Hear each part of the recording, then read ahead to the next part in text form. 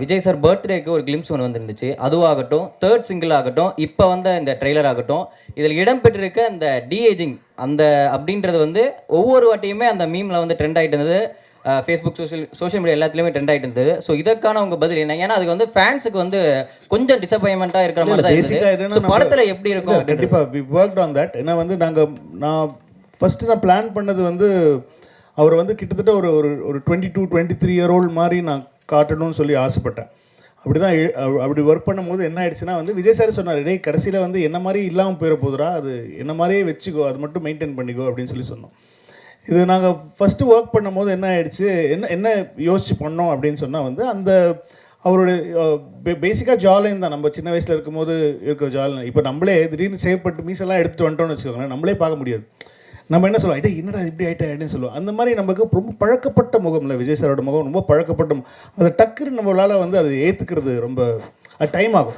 So அதனால் வந்து என்ன பண்ணிட்டோம் இப்போது அப்படின்னு சொன்னால் வந்து ஆஃப்டர் இது எங்களுக்கே பாடம் தான். எங்களுக்கே ஒரு சார் நான் எது வேணாலும் நான் வந்து தப்பிச்சிடுவேன், ஆனால் வந்து இவங்ககிட்டே தப்பிக்கிறது ரொம்ப கஷ்டம். இவங்க அவ்வளோ பெரிய வந்து ஒரு தளபதியுடைய பயங்கரமான ஒரு ஒரு ஒரு வெறியை அப்படின்னு தான் சொல்லணும். ஏன்னா இவங்களை கன்வின்ஸ் பண்ணுறது தான் ரொம்ப கஷ்டமாக இருந்துச்சு. ஸோ என்னென்னா வந்து பேசிக்காக இப்போது நீங்கள் ட்ரெய்லரில் பார்த்த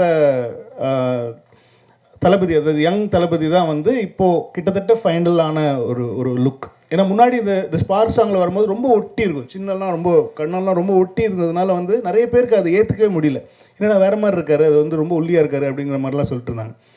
ஸோ அது வந்து எங்களுக்கு ஒரு பெரிய பெல் அடிச்சுது. இல்லை நம்ம பெரிய எக்ஸ்பெரிமெண்ட்லாம் பண்ணக்கூடாது, அது இன்னும் கொஞ்சம் அது பண்ணிட்டாலே போகிறோம், அவரை கொஞ்சம் எங்கே காட்டிட்டாலே போகிறோம், ரொம்ப ஃபிசிக்கலாக பெருசாக சேஞ்சஸ் வேண்டாம் அப்படின்னு சொல்லிட்டு இப்போ டிசைட் பண்ணி, அதனால தான் எங்களுக்கு ட்ரெய்லரும் கொஞ்சம் லேட் ஆச்சு.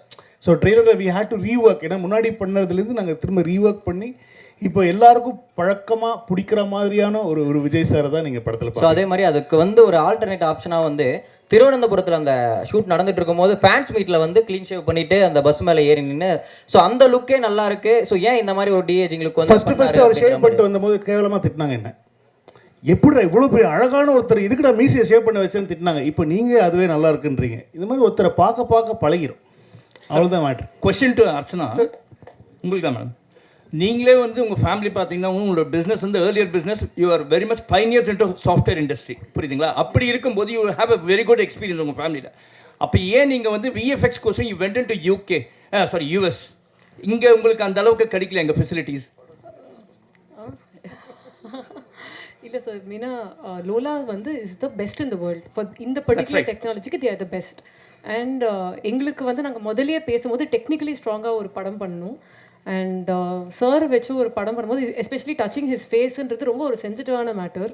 அதை கரெக்டாக பண்ணணும். ஏன்னா யாராலையும் அது தப்பாக யாருமே சொல்லக்கூடாது, அதை பற்றி பண்ணக்கூடாதுன்றதுல நாங்கள் 2 பேருமே ரொம்ப ரொம்ப கிளியராக இருந்தோம். ஸோ அப்போ யார் பெஸ்ட் இந்த வேர்ல்டுன்னு பார்க்கும்போது we went to the US. எல்லா கம்பெனிஸையும் மீட் பண்ணிவிட்டு அவங்க என்னெல்லாம் பண்ணியிருக்காங்க, என்ன ஒர்க் பண்ணியிருக்காங்கன்னு பார்த்து இங்கே அந்த டெக்னாலஜி இன்னும் வரல. ஏன்னா நாங்கள் பண்ணுறதுன்றது 3Dலேயே வந்து டிஹெச் பண்ணி டபுள் ஆக்ஷன் பண்ணியிருக்கோம், which is very very difficult. Correct தானே சொல்லிட்டு இருக்கேன்?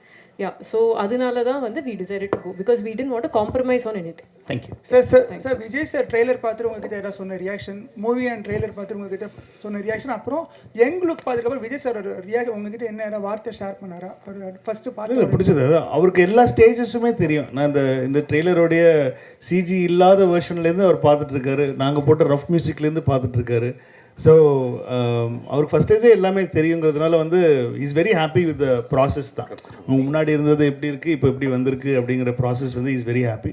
படமும் பார்த்துட்டாங்க, படம் பார்த்துட்டு எல்லாரும் பார்த்துட்டு is very happy with the output. So ஆனால் ஃபைனல் நான் இப்போ அதாவது வந்து ப்ராப்பர் சிஜி இல்லாமல் ப்ராப்பர் ரீரெக்கார்டிங் இல்லாமல் பார்த்தாங்க, அதாவது டபுள் பாசிட்டிவ்னு சொல்லுவோம் நம்ம சினிமாவில். ஸோ இப்போ வந்து ஃபர்ஸ்ட் காப்பி ரெடி ஆன உடனே ஃபர்ஸ்ட் காப்பி எப்படி இருக்குது அவுட்புட்டுங்கிறது கண்டிப்பாக பார்ப்பாங்க. அப்போ பார்த்துட்டோன்னே என்னன்னு சொன்னாருன்னு சொல்கிறேன் நான்.